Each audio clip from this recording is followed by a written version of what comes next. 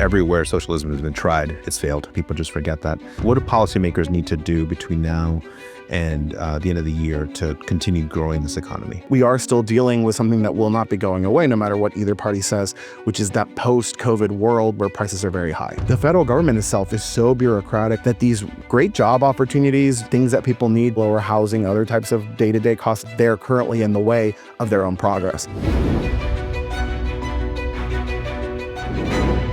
Helder, welcome to Red, White, and Latino. Thanks for having me. All right, Helder, tell us what you do for the LIBRE Initiative, for those who may not know. Yeah, so I'm the Government Affairs Director for the LIBRE Initiative, and a lot of what I do is I work with our state chapter teams from around the country and bring the Latino voice to Congress to highlight policy advocacy in the economic, immigration, and healthcare spaces. I love it. So what does that mean? Like, what does a typical day look like for you? Well, I think every day is atypical. Congress is not necessarily, like, you don't get into the political congressional world if you don't want a little chaos and a little fun. So a lot of what it is, though, is we work with policy champions and partners across key issue areas, and we watch committee hearings as far as what they're legislating on, what they're looking at, and then we try to shepherd our own legislation that we believe in through the legislative process, either from the House to getting it introduced, to getting it to committee, then to the House floor, or the opposite, which would be doing the same thing in the Senate, all in the hopes of eventually getting something signed into law, advancing these really, really good ideas of limited government, and getting those all the way to the president's desk. Love it. So, Helder, 2026 is a really big year for us. A lot of things that we can talk about. One of the things I'm most looking forward to is the World Cup in June, July. Maybe for our next episode, we can talk about things. I know you like football as well. But the other thing that is also happening in 2026 is we're having an election in November that's going to determine the control of Congress. Why is this moment important for not just our country, but for the Latino community about what happens in November in terms of policy? Like, why is that important? Well, part of it is, we're dealing with sort of the political headwinds, which are there has been very, very few presidents where a president has successfully retained the House or the Senate in a midterm election year, especially if their approval isn't necessarily very high. And even if it is high, it's kind of a knife fight to the very end. And so what this means kind of for policy is we're currently in the 119th Congress. That Congress will officially end at the end of December of this year. And then by early January of next year, a new Congress would come in. Now, as far as who's holding the keys to the castle, Democrat or Republican, that's really kind of what it comes down to. Both chambers are competitive. I think the idea broadly is that the House is more competitive for Democrats. But really what this means for both parties doesn't really matter. Is, the election and really the end of the year, the end of this Congress will be a pivotal moment for Congress as far as delivering on the top issues that really Latinos sent a lot of these individuals to Congress to go solve. Things like the economy, things like healthcare, things like border security and the immigration system. And so one of the big challenges of the year is you have August recess. They're also off in October. And so you're dealing with essentially a few more months to try to legislate across some of these key issue areas and then deliver policy wins that respond to the needs of the community. It doesn't matter who's doing the polling. The economy and the cost of living and healthcare costs tend to be the number one, number two issues, followed very closely by immigration. Yeah. We're going to get into all of that, which I'm super excited that you're here because you are talking with lawmakers, you're talking with staff. And so I think you're really the right person to be having this conversation. I do want to take a step back, though, and set the stage a bit, because before we get into some of the specific policy issues that you're working on, that the LIBRE Initiative is working on, I want to set the stage by essentially putting up two paradigms. We have one paradigm, which is essentially limited government, more individual liberty. And then we have another paradigm, which is, hey, in exchange for your liberty, the government will do more in your life. And I want to get your reaction to a clip that went viral. I'm sure you'll recognize who it is when we put it up on the screen. But he talks about this philosophy, and I want to get your reaction to respond. The majority will not use the language that we often expect from those who wield influence. I welcome the change. For too long, those fluent in the good grammar of civility have deployed decorum to mask agendas of cruelty. But in our administration, their needs will be met. Their hopes and dreams and interests will be reflected transparently in government. We will replace the frigidity of rugged individualism with the warmth of collectivism. All right, your thoughts, Elder. So much to unpack there, but the warmth of collectivism. I mean, I don't even know who Mandami is, frankly. So it's all news to me. No, look, the warmth of collectivism is really nice if you have people in your community that have never had to experience the warmth of collectivism, which is really just big government, right? My parents are both immigrants. My mom is from Mexico. My dad's from Portugal. And in the Libre Familia, really, a lot of our coworkers come from places where the warmth of collectivism and big government has been kind of offered up as the primary solution to a lot of the day-to-day ills of everyone's people, of people, right? And so, first of all, as someone who is very pro-limited government individualism, one of the sort of challenges that the mayor of New York is trying to highlight is that when people do their own thing, they can't possibly work together. When people are chasing their own dreams and aspirations, they don't naturally collaborate to make those dreams, and work to build society where they can chase their own dream and their own future freely and then build something together, versus his vision, which is you can't really do that. You need the government to actually play the role of pulling all the pieces together to let society function. Look, if that was the case, a city like New York City, which has one of the largest budgets in the US, would be the shining city on the hill and one of the most functional cities in the country. It's just not. Bloated bureaucracy. There's 30 million processes to do everything from starting a small business to becoming a taxi driver to renting a home, etc. And to deciding that more government is going to be your solution, we would posit, on the Libre side, and frankly, I would personally, I don't think that works. I think when you have less of that, but you ensure people have access to the information so that they can collaborate effectively, that's actually how you drive change. Yeah, I mean, I am not bringing any news, but everywhere socialism has been tried, it's failed. And I think, honestly, it just feels like people, especially you were saying, some of our family members live through that, and I think as we start moving further away from that, people just forget that. But let's dive into some of these issues now, and we got to start with the economy. It's still the number one issue for the American people, for Latinos. They still think that, while the economic numbers may be kind of a mixed bag, most people feel like the cost of living is still too high. So talk to us about give us your read on the economy, and I think specifically, let's tie it to Congress and Washington. What do policymakers need to do between now and the end of the year to continue growing this economy? Yeah, I mean, to be honest, the economy is obviously moving in the right direction. Attitudes from the public, recent polling that highlights, is the economy improving? They have improved. Gas prices are obviously coming down pretty effectively. And then separately, GDP growth has been pretty large. On the downside, there has still been some with the issue as far as inflation is still pretty relevant. It's not necessarily coming down to the 2% target that they're shooting for. There's more at play there. But what that means for everyday Americans is that, the goal is that their dollar is going to stretch a little further. But we are still dealing with something that will not be going away no matter what either party says, which is that post-COVID world where prices are very high. Now, what has to actually happen to be able to kind of move the economy in the right direction? One of the big milestones that happened last year, which is one of the key foundations for the economy, is having stability and having order as far as what businesses, taxpayers, et cetera, can expect as far as demands in the federal government on their pocketbook, right? So by renewing, for example, the One Big Beautiful Bill and provisions that protected and kept tax rates for people fixed to where they were before, along with small business provisions, et cetera, that gives people stability. But where do we have to go from here? Well, the next step is the federal government to continue kind of breaking down a lot of those barriers. Just because you want to start a small business doesn't mean you have access to a competitive loan or a loan that's really good for you and your family and your business. We have a lot of issues with permitting broadly at the federal level. So if the federal government is trying to open up, for example, a new mining project in Nevada or a new energy project in Texas, the federal government itself is so bureaucratic with a lot of its agencies and agency work that these great job opportunities, things that people need to, the lower costs that they need, the lower housing, other types of day-to-day costs that they incur that we want to see go down, you can't actually get that unless the government speeds up really their work, but also how they're currently in the way of their own progress. Yeah, I want to dive into that, but I also want to make sure that we're digging into the Working Families Tax Act that you mentioned. For the average Latino family, what is that going to mean in terms of, when they file taxes this year? Is that going to be a good thing? Are they going to be happy when they file taxes? Well, it's going to be a mixed bag. This year in April, it's finishing the 2025 cycle. So there will be some things that are not going to be super surprising. Your tax bill may stay the same, not necessarily.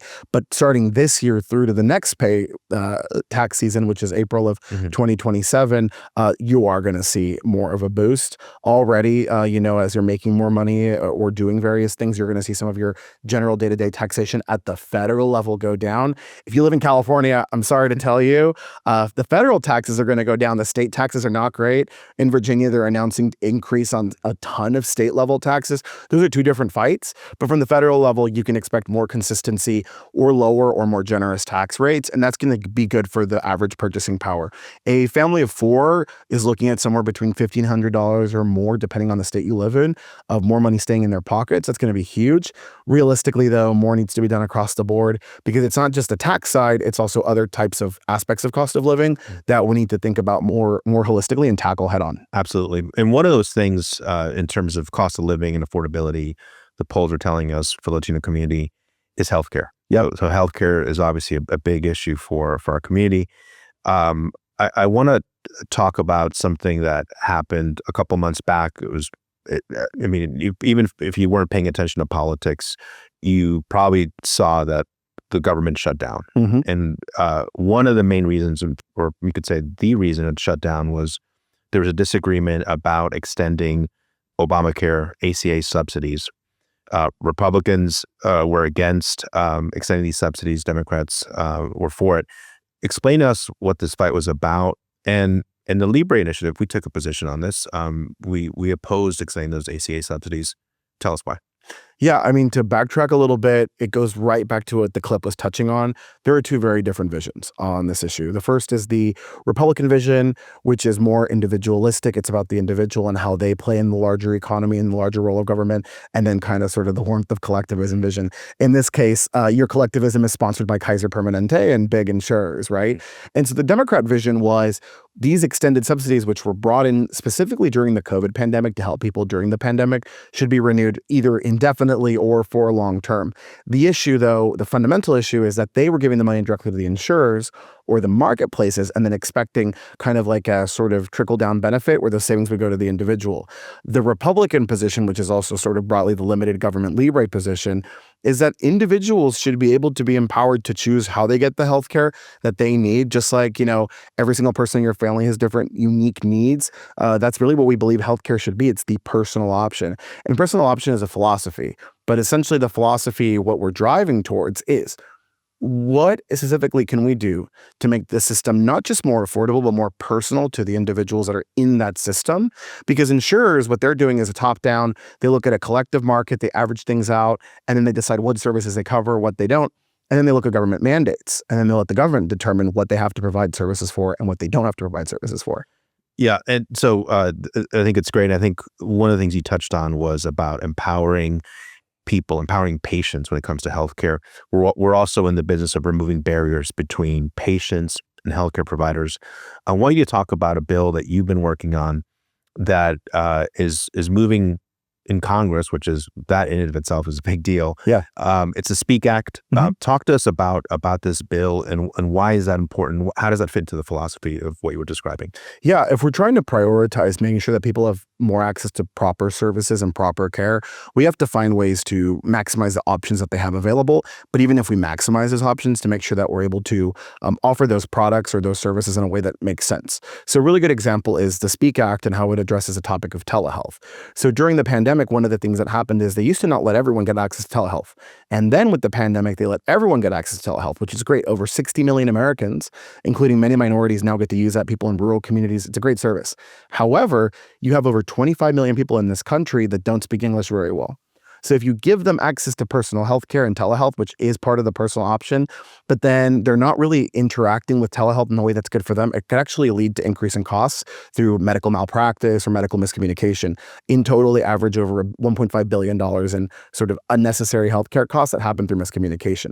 So the SPEAK Act, very simply what it does is that it pulls together a community-based, bottom-up, grassroots approach and stakeholder approach to work with Health and Human Services to actually create guidelines for best practices to make sure that telehealth can be offered in other languages. And by the way, not just languages, for people with like audiovisual disabilities that may need to receive those services as well, so that they can receive them in a way that is good, of course, and improves the quality of the patient's experience with healthcare and drives down costs. Yeah, I think you're A lot of layers. no, I think that's great. I'm thinking about my parents and Yeah. and my dad, who you know, English is still tough for him, Mhm. and he's obviously getting up there in age, and he's using telemedicine, and I think it's just great. I think it's we should be leaning into that, and I think it's such a cool thing.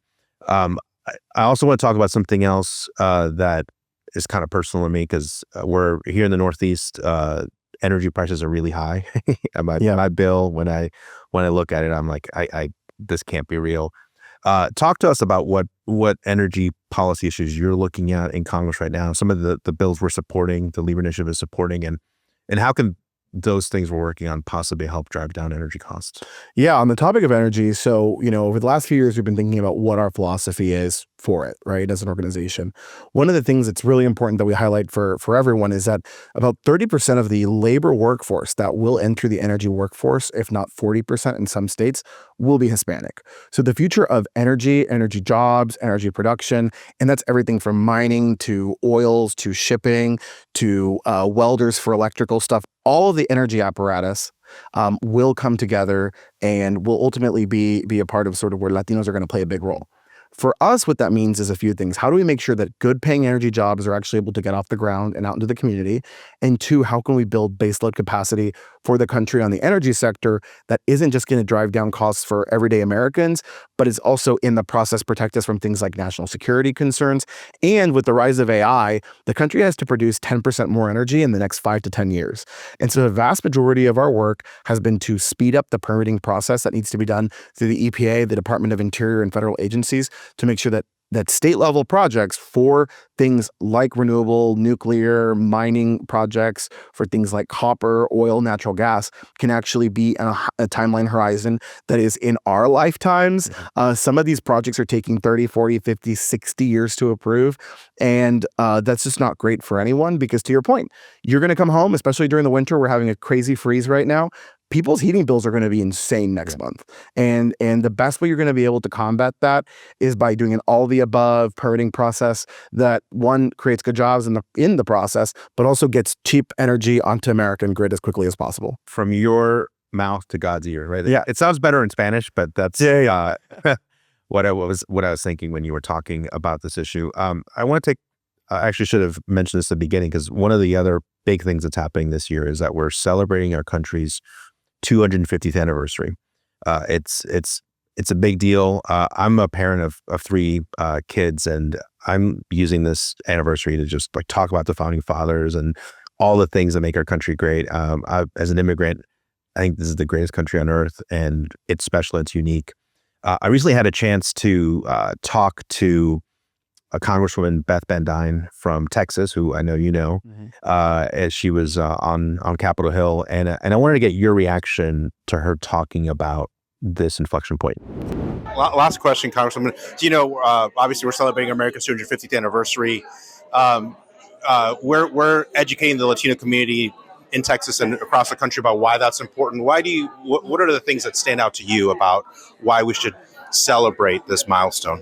I think you look at our country versus any other. You look at our focus on the individual freedoms, and what that means, individual innovation.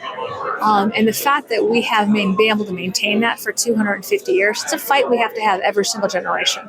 And we're always just one generation from losing it. But you look at people who are coming into our country, we don't have people fighting to leave our country. You've got people fighting to get into our country because they recognize that we may not have the perfect system, but we constantly recognize that we don't have the perfect system and we're working to make it better. But we also have some of the most generous people in the world. And when we have a natural disaster, we're some of the first that step up. And that we have businesses who want to be able to work here. We've got probably the most valuable market in the rest of the world. And it's because we've got that innovation, we've got the technology, we've got that interest. And I don't want to lose it. But it's a fight every single day, and it's a fight that we have throughout these halls. It is why our job here, it's an honor, but it's also a fight at times. So much to unpack there, but what are your thoughts? I mean, her one very cool congresswoman. She's great. Everybody should follow her online. She's brilliant. But one of the things about the congresswoman that she touched on was people want to come here. My parents came in the 90s. A lot of our parents came before that, grandparents, etc. People come to the U.S. to build, to contribute, and to be a part of something that's bigger than themselves. Nobody necessarily wakes up in where my family comes from in Portugal and thinks that they have some magical opportunity to move into the middle class or into even the top any class over there. You know, incomes aren't really great. The government kind of runs everything. But here, it's not really that. If you want to build it and you can fight for it, this is the right country to do that. And A250, which is Anniversary 250, not to use the lingo, is a great opportunity to just highlight that, one, our community has been a part of the story for a very long time. I'm from California. You know, when we're in fourth grade, they teach us about all the California missions that started in the mid 1700s. That's already a hot second ago. And really, it's like we've been in California, we've been in Florida, we've been everywhere else in between. And we're part of this country, and we should be really excited to be a part of this country. It's an honor and a privilege, like the Congresswoman said, to be citizens of the U.S., but to be able to build and create, not just for ourselves, but for our communities and our peers and people that we'll never have the ability to meet, but hopefully we'll be able to protect our values in our country so that they have the best shot they also can to be able to, you know, enjoy the incredible awesomeness of the U.S. And I've been to 64 countries, which is my kind of like little plug. The U.S. is the best, and we should really accept that. Doesn't mean we get everything right. I think the Congresswoman did a great job on touching on that, but we're really cool. We should be really, really happy. I couldn't agree with you more, Helder. I was also struck by that when the Congresswoman was talking about, you know, we have people who are fighting to get in, not out. I want to touch on immigration because I know you recently were at the border, and I'd love to just get your thoughts about where we are. You know, if we were having this conversation a year ago or 2 years ago, rather, the situation would have been very differently than it is now. What's happening at the border, and I guess also what needs to happen next? Yeah, we have a sister organization called the LIBRE Institute. They do a ton of annual polling that touches on a variety of issues. It's definitely worth looking at it online. But one of the things we talk about, of course, and have been for at least 3 years, is the topic of immigration. So Latinos are very clear about what they want, and their perspective has not changed. If you're here illegally and you have a criminal record and or you're a danger to society, they definitely don't want you here. But they really, really want legal pathways to citizenship for themselves, their families, and their peers. When this administration started, when this Congress started at the beginning of last year, we were dealing with the multi-million people influx along the border. We were in a place called Yuma, Arizona. The county only has around 250,000 people. They saw hundreds of thousands of crossings just in their one sector. And you had small 80-90% Hispanic communities where local Americans couldn't get access to the doctors because there were demands from those migrants that were there. And the Border Patrol agents, which are a vast majority are Hispanic, were dealing with unbelievable circumstances in their day-to-day. And so what we've seen is essentially apprehensions are down to zero. Border crossings have also essentially gone down to almost zero. And so we have a secure border. And I think broadly, most Latinos have been pretty pleased, especially along those border communities, at the change of quality of life for them in the border. But the real challenge now is immigration reform. And they want to see legal pathways being explored in a way that provides people dignity and respect, and also just very clear rules and regulations. When my parents immigrated, my parents each had to wait over 7 years. If you're from Mexico today and you were to enter the queue legally, you're looking at somewhere between a 10 to 15 year wait. If you're from a country like India, it's over 30 to 40 years. And so that's also not super tenable for people that are trying to follow the law. And so a lot of just what the community needs is simplifying the process, properly funding it so that we have immigration judges and caseworkers to actually see if people should be coming here and provide a lot more stability and order. To the point though, if you're looking at 3, 4, 5 million people that want to come in a year, and you're only really taking somewhere between 500,000 to 1 million, how you pick those people and what processes in place for them to naturalize or immigrate legally is the big challenge. I think we're seeing a lot of that movement happening in the political space right now. So I'm hopeful there will be some reform. It's just unclear what it will look like in the end. Absolutely. I think one of the things that we talk a lot about is that reforming the immigration system is not just to the benefit of the immigrant community, but it's the benefit of the entire country. Yep. All of us. We are touching on the economy and how linked that is to immigration. So, Helder, I'd love to continue this conversation, but we're out of time. I want to thank you for being a part of Red, White, and Latino and for what you do on Capitol Hill for the Latino community. Thank you. Appreciate it. Thank you for your time.